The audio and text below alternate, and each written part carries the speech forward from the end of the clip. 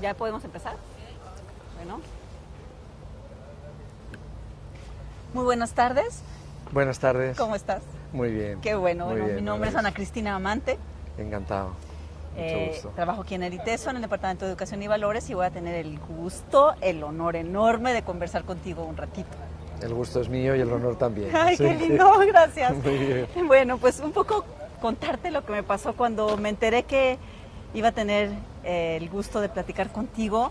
Pues me puse a documentarme, lógicamente, ¿verdad? Pues yo ya he leído algo tuyo, pero no tanto como para poder conversar rico. Y pues yo creo que valía más que no hubiera buscado, porque me he encontrado con un mundo de temas. Que si la diversidad, que si la democracia, que si la innovación, las competencias, que si el currículo. Ay, dije, Dios santo, este hombre pues sabe de muchas cosas, le he entrado por muchos lados. Entonces mi primera pregunta sería, ¿tú cómo te defines como profesional? Pues la verdad es que sí, que no nos queda más remedio que en el campo educativo abarcar muchos temas, porque todos están influyendo.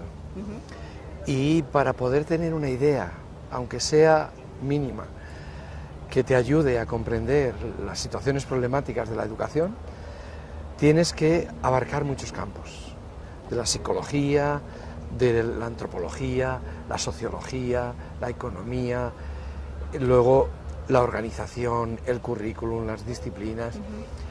Pero esa es la grandeza y al mismo tiempo la miseria de nuestra profesión, que es tan compleja como el ser humano, porque nosotros nos dedicamos a intentar ayudar al crecimiento del ser humano. Entonces, toda la complejidad que hay en un ser humano, tenemos nosotros que abarcarla. Y claro, cuanto más conozcas de este mundo tan complejo, más puedes intentar ayudar. Y es un camino que no tiene fin. Cada vez se abren más ámbitos, más situaciones, y nos ha tocado vivir un mundo además muy rápido, muy vertiginoso, muy cambiante, y la educación está en el ojo del huracán de ese mundo, porque se dice que vivimos en la era de la información.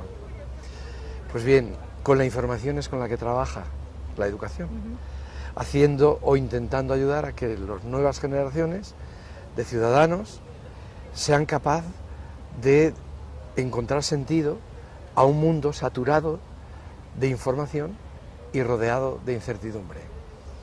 ¿Qué hacer? Pues... Ay, sí, ese es el asunto. Claro, ¿qué hacer?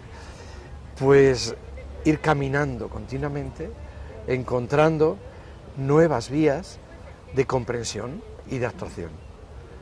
Hacer que los seres humanos ahora, los nuevos ciudadanos, sean capaces de aprender a lo largo de toda la vida.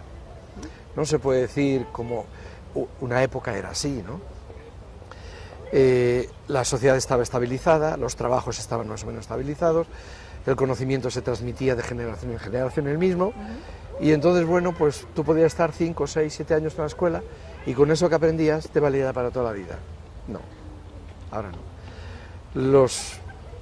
Las profesiones cambian, las sociedades cambian, las culturas cambian, vivimos en un mundo global multicultural y entonces tenemos que ayudar a los niños, a las niñas, a los jóvenes, a los adultos, a que aprendan a aprender a lo largo de toda la vida y que sean capaces de vivir con sensatez y con solidaridad en un mundo cambiante.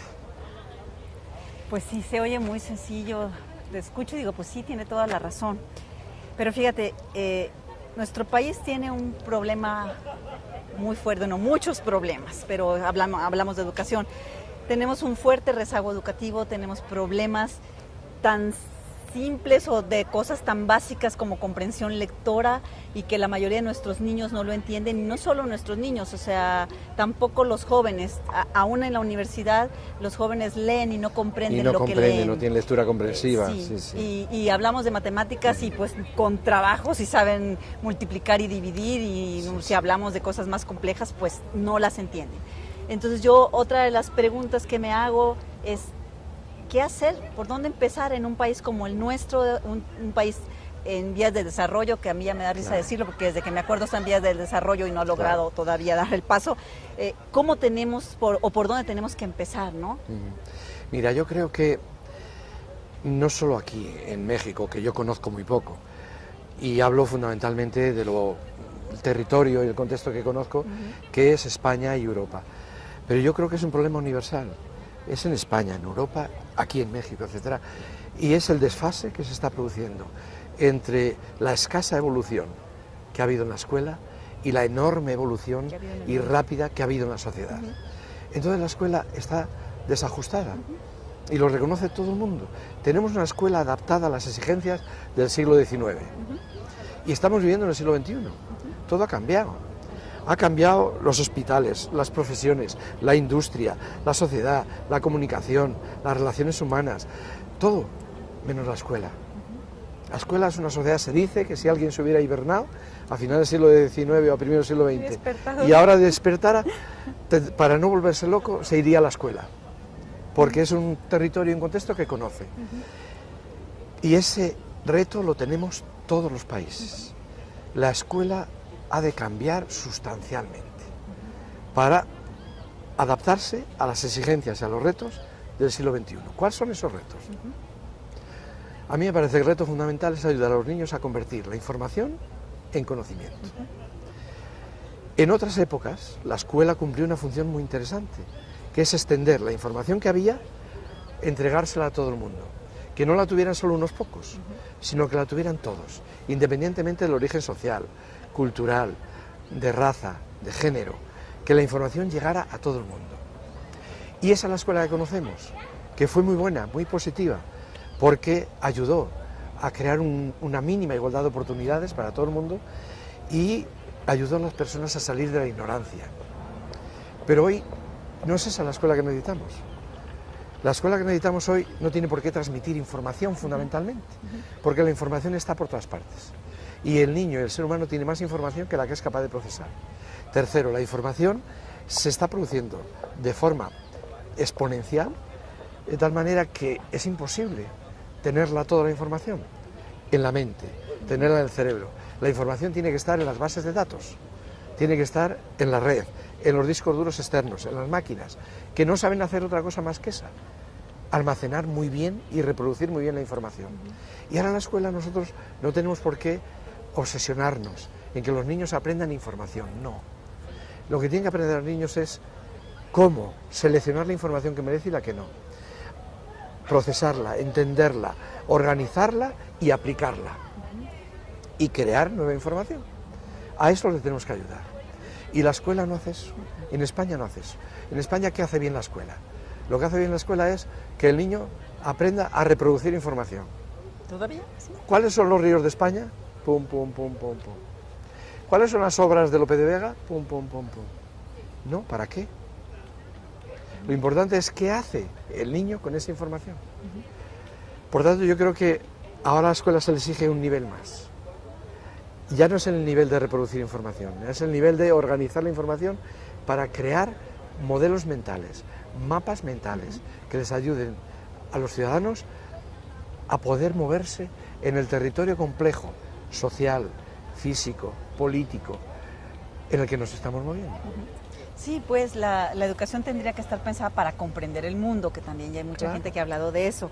El asunto es cómo hacerle. Tenemos ya mucho tiempo buscando formas. Yo aparte de trabajar aquí en ITESO, también he trabajado en los colegios durante 25 años como directora de Escuela de Educación Básica y ha sido de verdad una lucha continua tratar de modificar las prácticas docentes en el aula para provocar o para buscar que los niños piensen de manera diferente, ¿no? Entonces empezamos a trabajar con el asunto del constructivismo, que es las habilidades del pensamiento, de repente salen las competencias y yo dije, caray, pues si apenas están entendiendo lo que es una habilidad del pensamiento y apenas le están tratando de hacer ajustes a sus estilos de enseñanza, cuando ya damos el brinco para otro lado, y pues ¿cómo le vamos a hacer ahora, no? Pero ¿qué ha ocurrido? Que en la sociedad en general y sobre todo en todos los países existe la conciencia de ese desajuste de la escuela y de esa insatisfacción.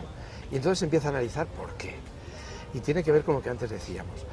Porque el conocimiento, o mejor, la información que se trabaja en la escuela, no provoca desarrollo personal en el niño. Entonces, lo que el niño y el adulto al final incorporan a su personalidad y que les define su manera de pensar, su manera de sentir y su manera de actuar, no es la información disciplinar que aprenden en la escuela. Entonces, ¿qué hacemos? Entonces se define. La escuela tiene muchas dificultades en formar un pensamiento aplicado, un pensamiento crítico, un pensamiento creativo, y tiene muchas dificultades para también ayudar a los niños a formar educativamente sus emociones, sus sentimientos. Bueno, entonces, ¿qué hace la escuela? ¿Qué es lo que hace bien la escuela? Formar el conocimiento reproductivo, la repetición. Y eso que ya hoy no día sirve. no sirve.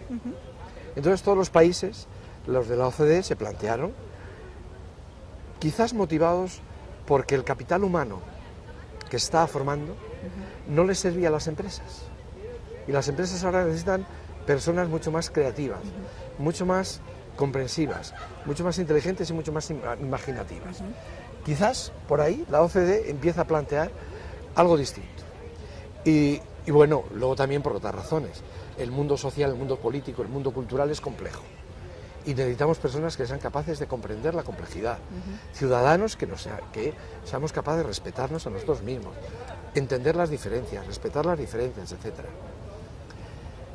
Y entonces se dice, bueno, lo que tenemos que intentar trabajar en la escuela es aquello que influye en la personalidad de los nuevos ciudadanos, en la personalidad de los ciudadanos. ¿Y qué es lo que influye? Pues influyen esos aspectos que estaban olvidados, que es las emociones, los sentimientos, los conocimientos, evidentemente, las habilidades y las actitudes. Pero